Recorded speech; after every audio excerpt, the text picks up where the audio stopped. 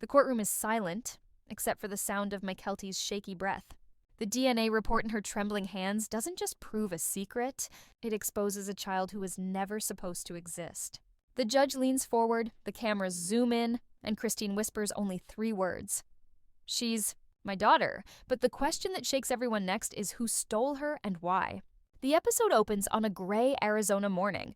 Clouds hang low over Flagstaff, heavy and cold, as the camera follows Mykelti walking alone toward the courthouse. Her hair is pulled back tight, her phone clutched in one hand, her lips whispering something that sounds like a prayer. Inside, reporters swarm like flies, microphones stretching toward her, each one shouting the same question. Is it true? Did the DNA test prove it? She doesn't answer. She can't. The file in her purse feels like it's burning a hole through the fabric. The lab's official report that changed everything. For months, Mykelti thought this was just a rumor. Some distant, fan-made theory that Christine once had another child before the show ever aired. A baby given away. A story buried. But now, the report she holds proves it wasn't fiction. It's a fact. A teenage girl exists somewhere in Nevada with Christine's DNA. The scene cuts to 2 weeks earlier. Christine's kitchen is bright and alive, the morning sun pouring through the blinds. Mykelti sits at the table scrolling on her phone when she notices a strange message request, an anonymous account using the name Truthfinder92. The message reads, "You're not the only daughter Christine has. Ask your mom about 2006, the year she vanished for 2 months." At first, Mykelti laughs. Internet trolls, she thinks. But the message keeps replaying in her mind. That night, she can't sleep. She remembers how back in 2006, her mom did disappear for a short while. Something about a family emergency in Utah.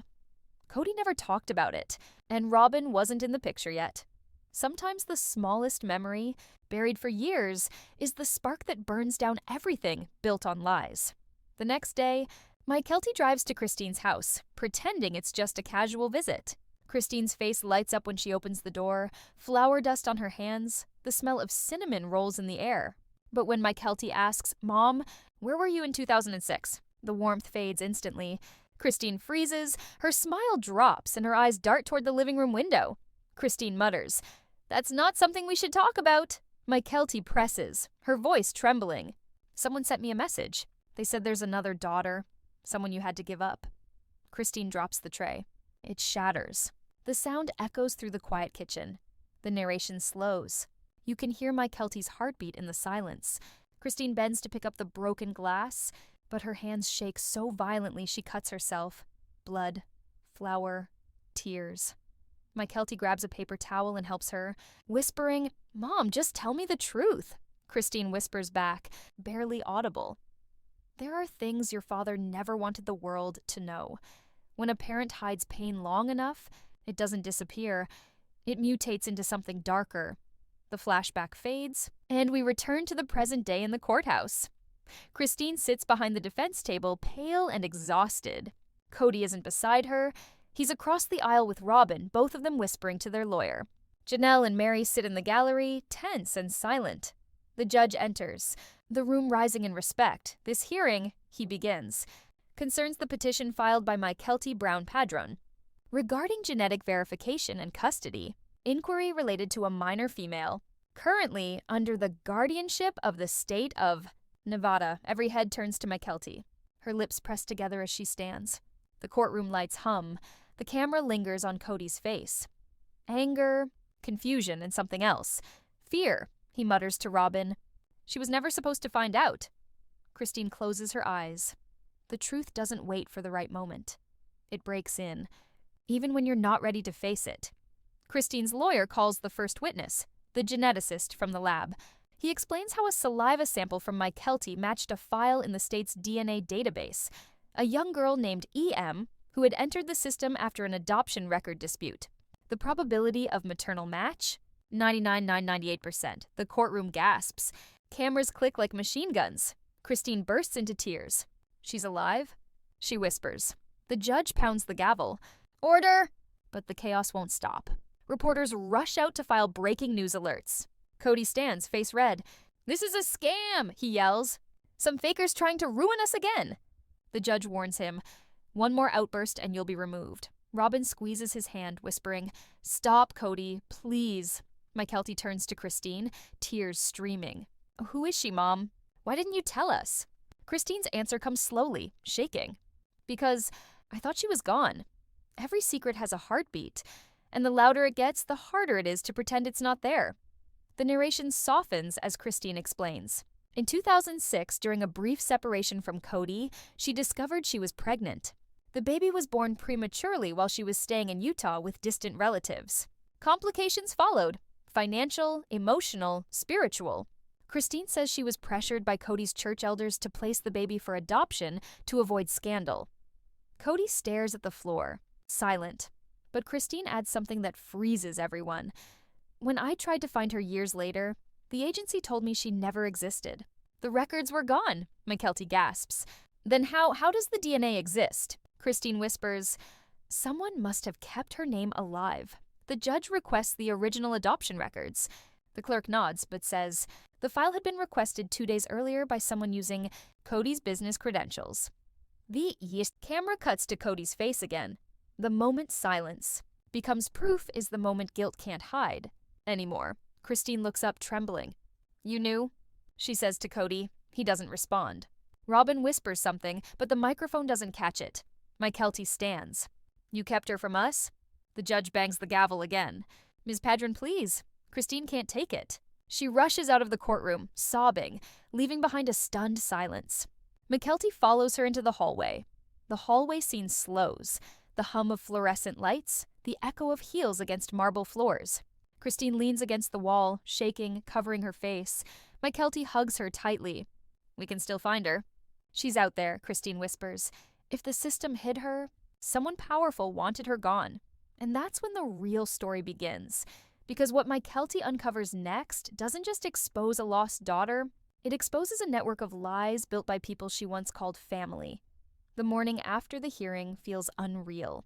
Mykelti sits in her car, gripping the steering wheel as the courthouse parking lot empties around her. In the passenger seat lies the envelope the judge had delivered. Sealed, official, heavy with the weight of truth. She takes a deep breath, opens it, and gasps. Inside is a printed photo. A teenage girl, maybe 16, with long blonde hair and the same soft, uncertain smile Christine used to wear in her younger days. The name written in black ink beneath it, Ella Marie. Her hand trembles. The resemblance is undeniable. Mykelti's throat tightens as tears pool in her eyes.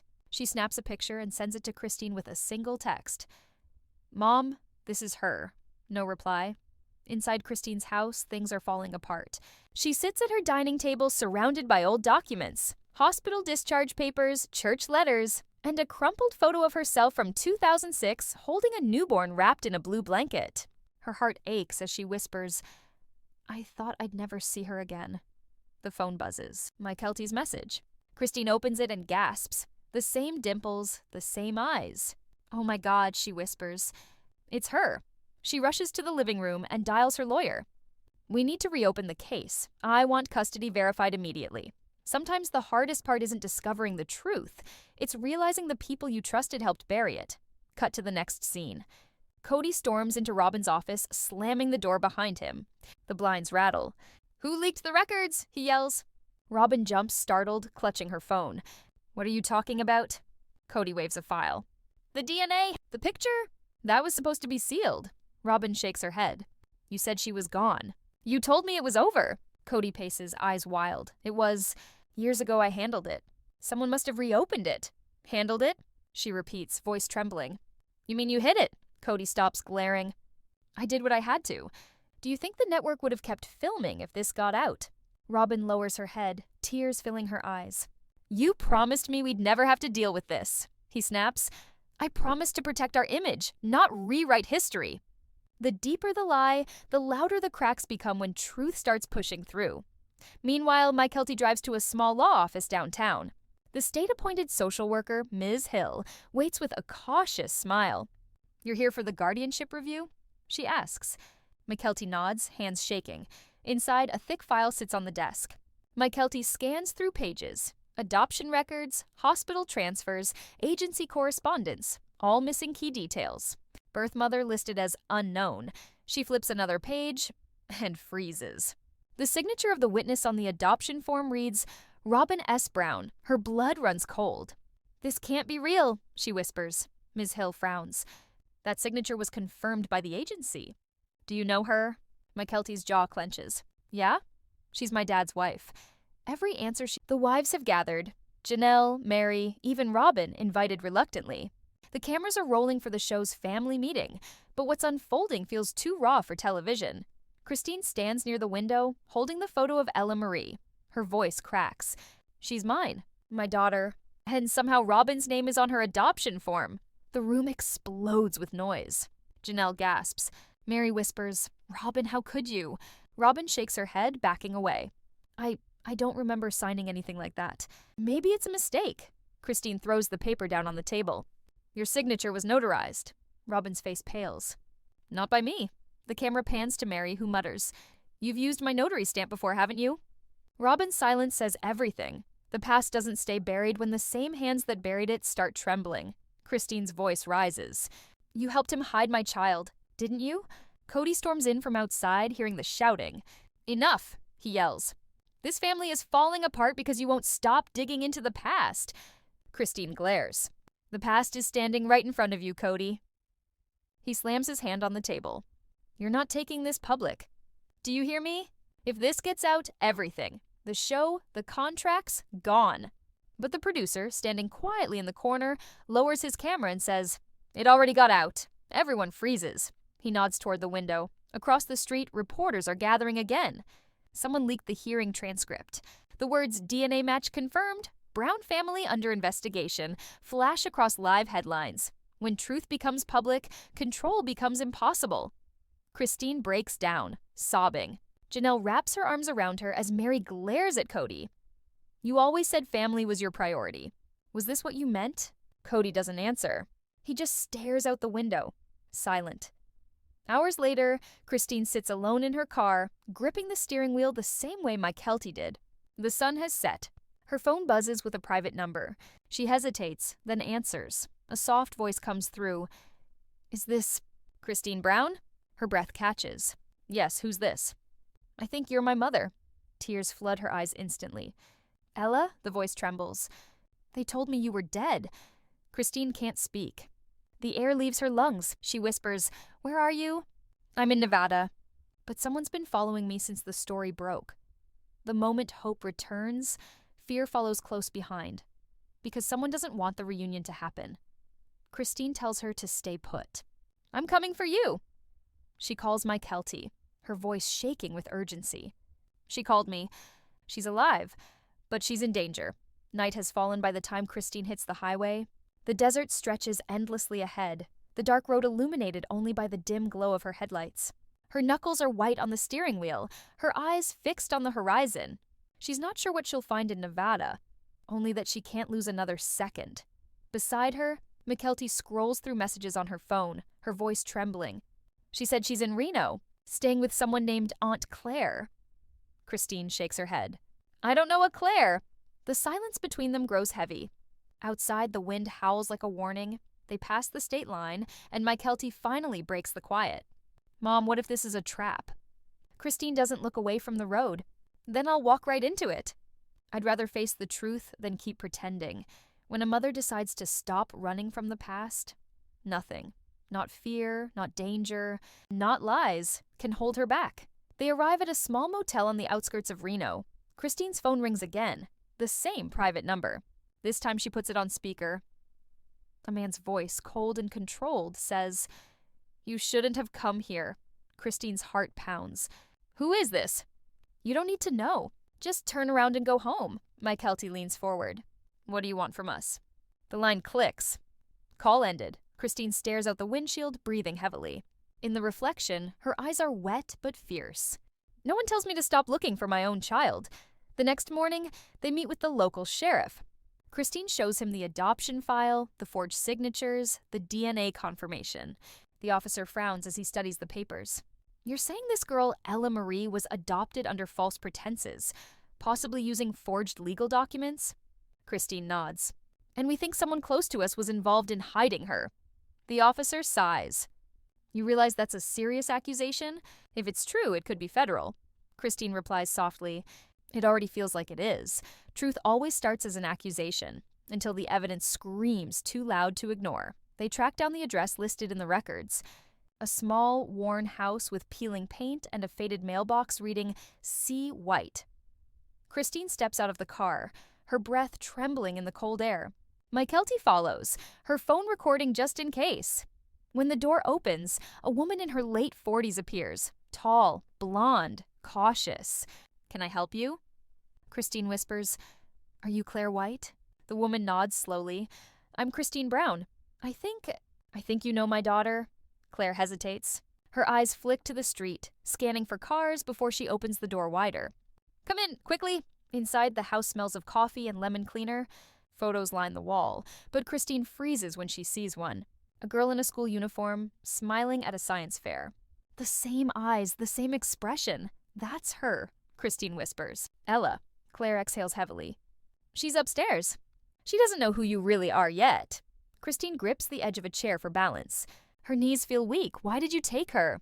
Mykelti blurts out. Claire shakes her head. "I didn't. I was her caseworker years ago. When the adoption agency collapsed, I found records showing her birth mother's name had been erased. I tried to protect her from whoever was behind it." Christine's voice cracks. "Who was behind it?" Claire looks down. "A man named Kody Brown. He told the agency to bury the file. He said it was for the family's protection." Christine covers her mouth, tears spilling down her cheeks. Every truth comes with a price, and this one costs more than she ever imagined. They hear footsteps from upstairs. A door creaks open. Then softly, "Aunt Claire?" The voice is young, fragile, curious. Ella steps into view at the top of the staircase. Her hair catches the light, golden and soft, and for a moment, time seems to stop. Christine stares up, eyes wide, trembling as if she's looking at a ghost. Ella tilts her head. "Who's she?" Christine can't breathe. "I'm someone who's been looking for you for a very long time." Claire steps between them gently. "Ella, sweetie, remember how I told you your mom might find you someday?" Ella nods slowly. "You mean she's real?" Christine nods, tears streaming. "Yes, baby, I'm real." The girl runs down the stairs and hugs her without hesitation. Christine breaks completely, clutching her daughter tightly, sobbing into her shoulder. Mykelti wipes her eyes, smiling through tears. "You found her, Mom." The moment feels sacred, until the sound of an engine outside shatters it. Tires screech. A black SUV pulls up fast. Claire's face turns pale. "They found you." Christine pulls Ella close. "Who's they?" "Whoever's been paying to keep her hidden," Claire whispers. "They've been calling all week. The reunion that healed one heart just put everyone else in danger." The door bursts open. Two men in suits step inside, one holding a badge, the other a briefcase. "Christine Brown?" Christine steps forward protectively. "Yes?" The man flashes credentials. "State investigator. We need you to come with us, now. Why?" He opens the briefcase and sets down a file labeled Brown Family Trust, confidential transfer records. Inside are bank statements and notarized papers signed by Robyn. He says quietly, "These documents link your lost child's adoption to financial accounts tied to Brown LLC. You're not just a mother in a family matter. Mrs. Brown, you're the victim of an organized fraud." Christine's jaw drops. Mykelti gasps. Claire clutches Ella. "Who would do this?" Christine whispers. The investigator replies, "Someone who needed your daughter's name to move money without detection." The scene shifts back to Flagstaff. Robyn sits alone in her living room, staring at her phone. A news alert flashes across the screen. Brown family adoption fraud investigation. Christine Brown's missing daughter found. Her hands shake. She whispers, "Oh God, it's starting." The phone rings. It's Kody. His voice is cold. "They found her?" Robyn hesitates. "Yes." "Then we're done for," he mutters. When guilt catches up, even silence sounds like a confession. Christine, Mykelti, and Ella are escorted to a safe house overnight while the investigation opens. For the first time in 16 years, Christine tucks her daughter into bed. The tears won't stop. She runs her fingers through Ella's hair, whispering, "I never stopped loving you." Ella smiles sleepily. "I dreamed about you. I always thought you'd come." Christine kisses her forehead. "I would have crossed the world to find you." But when she steps out of the room, an officer waiting in the hall hands her a sealed subpoena. "You've been summoned. Tomorrow morning, federal court, Flagstaff." Christine's heart sinks. "For what?"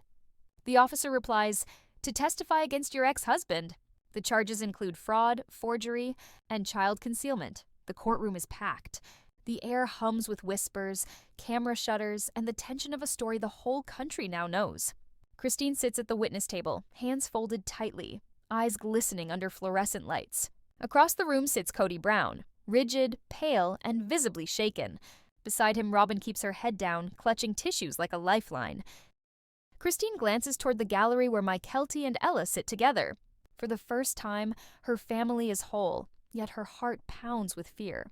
The judge's voice cuts through the noise. "Mrs. Brown, you may begin your testimony." Christine rises. Her voice is steady but emotional. "For 16 years, I believed my daughter was dead. I was told there were complications, that she didn't survive the birth. I grieved her. I moved on because I thought I had to. But the truth? The truth was hidden behind forged signatures and sealed files, buried by people who were supposed to protect me." Kody flinches. The cameras zoom in. Christine holds up a folder. This is the document that started it all. My signature, my name, but not my handwriting. A forgery used to transfer custody of my newborn into a fake adoption record. The person who notarized it was my former sister wife, Robyn Brown. Gasps ripple through the room. Robyn bursts into tears. "I didn't know. I thought it was for insurance paperwork." Christine turns sharply. "You knew exactly what it was. You notarized it using Mary's stamp, the same one she kept locked in her desk. You didn't just sign a paper. You signed away my child. The moment truth hits paper, it burns through every excuse like fire through dry wood." The judge nods toward the bailiff. "Enter the forensic analyst." A man in a dark suit takes the stand. "We tested all signatures in question. The ink on the adoption document dates to 2010, 4 years after the supposed filing date. In short, it's fraudulent." Kody leans forward, furious. "You can't prove I had anything to do with that?" The analyst turns a page. "Actually, sir, we can. The metadata from the scanned file traces back to your home computer." Silence. Christine's tears fall freely now. "You used your own computer to erase her existence, Kody. How could you?" Kody slams his hand on the table. "You left me. You made a circus out of our family. I was trying to protect our reputation." The judge pounds the gavel. "Mr. Brown, control yourself." Some people confuse control with love until they lose both in the same breath. Robyn sobs harder. "He said it was temporary. He told me Christine wasn't ready to raise another baby, and the church wanted to handle it quietly." The courtroom murmurs. Christine glares. "The church? Or the bank accounts you two opened under her name?" The prosecutor steps forward. "Your Honor, we'd like to introduce Exhibit B, financial transfers totaling $187,000 routed through a trust labeled EM Holdings. That acronym matches the initials of Ella Marie Brown." A hush falls. The prosecutor continues. "Funds were withdrawn monthly for nearly a decade into accounts owned jointly by Mr. and Mrs. Brown." Robyn's sob turns into a gasp.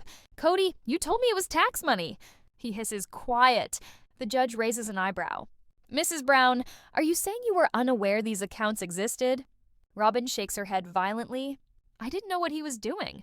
I swear, when the lies start eating their own creators, the courtroom becomes a battlefield without mercy." Christine steadies herself. "All those years, I was raising 6 kids alone, wondering why I couldn't afford the basics. He was funneling money through my missing daughter's name, using her existence as cover." Kody yells, "You don't understand how the business worked." But the prosecutor smirks. "Actually, Mr. Brown, we do. We subpoenaed the ledgers from Brown LLC." He clicks a remote. The projector flashes transaction logs onto a screen. Rows of payments, shell companies, and transfers, some labeled Family Trust, Education Grant, others under initials like EM Foundation. Christine whispers, "He used her as a ghost." There's nothing more terrifying than realizing your child was both stolen and exploited. The judge leans forward. "Mrs. Brown, please describe the night your daughter was born." The room goes silent again. Christine's voice quivers. It was snowing. The roads were closed. I was alone except for a midwife and one church elder. When I woke up, they told me she hadn't made it. They took her before I could even see her face. She looks toward Ella, tears blurring her vision. I know now they never buried her. They buried the truth. The judge nods solemnly. "Thank you, Mrs. Brown." As Christine steps down, Ella rushes to her side. Cameras capture the embrace. The image splashes across every newsfeed before the recess ends. But behind the scenes, Robyn's lawyer whispers something urgent to her. She nods shakily, wipes her eyes, and stands. Your Honor, I have a confession. The entire room freezes. Robyn's lips tremble. It was me who delivered the papers to the adoption agency. Kody told me if I didn't, the show would end and we'd lose everything. He said the church demanded it. I believed him. But when I realized the baby wasn't with the agency, when I saw the transfer papers had an account number, I knew it wasn't about faith. It was about money. Kody's jaw tightens. Robyn, stop. She looks straight at him. No, Kody, I've been covering for you long enough. The first confession always breaks the dam. After that, the flood never stops. The judge orders recess. Reporters rush from the room, shouting questions. Christine collapses into Janelle's arms backstage, sobbing. It's finally out, after all these years. But Mykelti isn't smiling. She's staring at her phone. Another anonymous message glows on the screen. You think the truth is out? She was just one of two. Her face drains of color. Mom, there's another child. Christine's head snaps up. What? Mykelti shows her the message. It says, check the 2012 records. Another EM. Different middle name. Christine's voice breaks. That can't be. The sound of approaching footsteps echoes from the hallway. 2 federal agents step through the door. One holds a new file. Mrs. Brown, he says quietly. The investigation just expanded. We found another forged birth certificate, this time registered under E.M. Brown the Sendu. When you finally uncover the truth, it doesn't always end the story. It often opens a darker one. The judge calls for order again as agents swarm the courtroom. Kody lowers his head, realization flooding his face. Robyn starts sobbing uncontrollably. Christine stands frozen, eyes wide, whispering only one thing to herself. How many lies did he build this family on? The courthouse parking lot is still buzzing when Christine freezes at the sight of the black SUV. The man inside doesn't step out.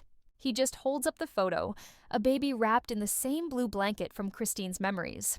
Before she can move, the car speeds away, tires screeching against the asphalt, disappearing into the night. She stumbles back, whispering, "That blanket, that's hers." Mykelti grabs her arm. "Mom, we need to tell the agents." Inside, federal investigators spread new files across a long wooden table. One folder reads E.M. Brown 2. Christine stares at it like it might explode. The lead agent, Cooper, explains, "We traced a duplicate record filed 6 years after your daughter's birth. Same initials, different middle name. The certificate lists you as the mother again, but the father's section is blank." Christine frowns. "That's impossible," Cooper nods grimly. "Someone cloned your original birth record to open new trust accounts. Whoever did this wasn't just hiding one child. They were using fabricated identities to move money. When fraud wears a family's face, every memory becomes evidence." Back in the gallery, cameras roll as the next hearing begins. Kody looks hollow now, his usual arrogance cracked into quiet panic. Robyn sits beside him, clutching a rosary, whispering prayers that never seem to reach her lips. The prosecutor presents Exhibit C, emails recovered from Kody's business account. The subject lines read, "Trust transfers. 2012, church compliance files, E.M. Brown the Seku." Christine covers her mouth as the first message appears on the screen. It's addressed to Robyn. "We'll name the second trust after the first to keep records consistent. Use Christine's name again. She'll never see it." A collective gasp ripples through the courtroom. Kody closes his eyes. Robyn whispers, "I told you this would destroy us." Kody mutters, "You don't understand what I was fixing?" The prosecutor smirks. "Mr. Brown, what exactly were you fixing?